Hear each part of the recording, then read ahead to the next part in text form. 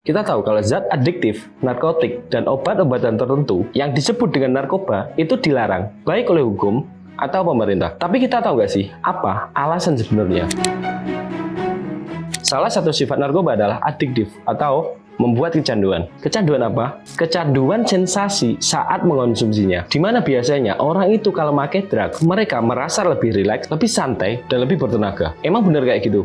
Ya emang, karena secara umum narkoba ini men-trigger perilaku otak. Penjelasannya begini, di dalam otak ada yang namanya neuron atau sistem saraf otak. Ada neuron sensorik, motorik, dan interneuron. Neuron ini berhubungan dengan organ-organ tubuh. Lewat apa? Neurotransmitter. Anggap aja ini tuh kayak jembatan. Nah, di dalam narkoba itu ada zat-zat kimia tertentu yang bisa mempengaruhi neuron-neuron ini. Nah, lewat neurotransmitter itu tadi, bagian otak yang terpengaruh itu biasanya basal ganglia yang mengatur gerakan motorik, kebiasaan, sama motivasi dari dalam diri. Lalu ada extended amygdala yang mengatur emosi. Dan terakhir ada prefrontal cortex yang mengatur pengambilan keputusan, kontrol diri, dan rasionalitas. Kalian bayangin, bagian-bagian otak yang penting itu tadi, yang harusnya bisa kerja dengan normal, diacak-acak sama narkoba yang dikonsumsi itu tadi. Ibaratnya otak itu adalah kantor tempat bekerja yang udah kerja sesuai SOP, tiba-tiba ada bencana alam yang ngebuat orang-orang yang kerja di kantor itu tadi harus kerja keras buat nanganin bencana dan harus nyelesain pekerjaannya tepat waktu. Dan itu dilakuin terus-menerus. Kan ngedrugsnya nggak cuma sekali dua kali kan. Kalian konsumsinya enak-enak aja